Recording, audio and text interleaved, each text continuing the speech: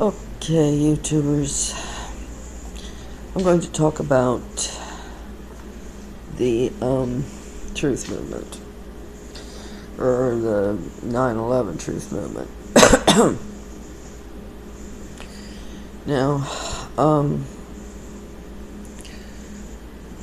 some people have, well, the whole thing's been hijacked from the get-go.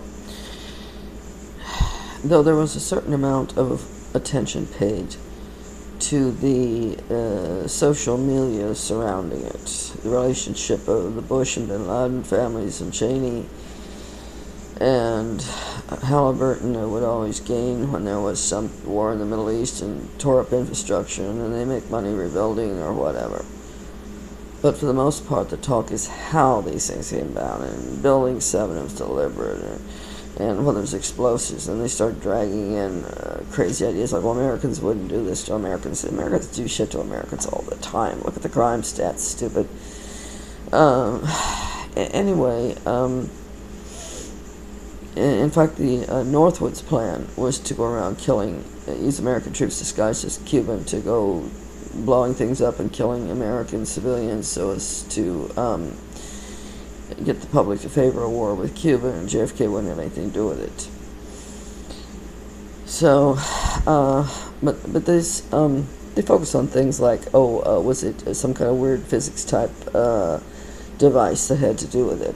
Was it some kind of mini nuke that had to do with it? Yada yada. This isn't important. What's important are other things that are obscured when you talk about this. Now you've got the crazy flat earthers getting into the act. As somebody pointed out, this is just a psyop to make 9/11 truth look stupid, because and once you have the flat earthers getting into the overall truth movement, and which has also been hijacked by New Agers, and some of them do very good videos that document things and explain stuff, and then the solution is to go and get spiritual.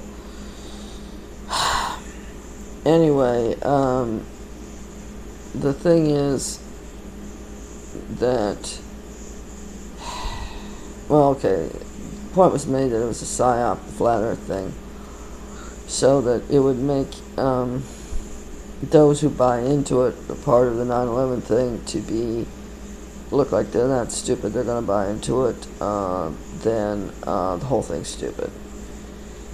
But you want to focus on strange physics being involved. Yeah, maybe. There's something kind of strange about steel staying molten that long down there in the ground. Mini nukes or something, yeah, maybe. But all of that's only relevant, the strange physics stuff, to the breakaway civilization type theories. It doesn't matter how the buildings came down.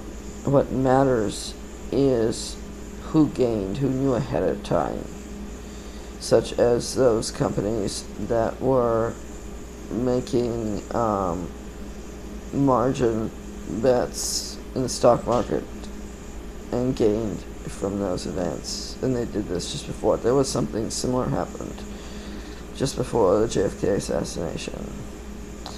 There was probably something else happened, something else. I don't know. Those are the two that I'm sure of. Anyway, that's what they should be looking at. Not all this stuff about whether extra bombs placed or not. Could the planes have done it or not? Now, the buildings were designed to withstand the impact of 727. In those days, that was the biggest you had. These were bigger. And the usual theory is not that the steel girders melted, but they weakened, softened enough, just like, you're beating on a horseshoe, a piece of metal to make a horseshoe or anything else out of it. It never melts. It gets soft enough you can beat it when you're a metalsmith, putting it in heat and beating it on the anvil and the hammer and all that. That's the issue. And frankly, I don't care which is. I wouldn't be surprised if there was some extra explosives or some weird stuff added as a force multiplier to make sure everything went down right, particularly if they didn't want buildings sidewise damaged. Yeah, but it doesn't matter. What matters is the economic, social, political relationships that surrounded the event.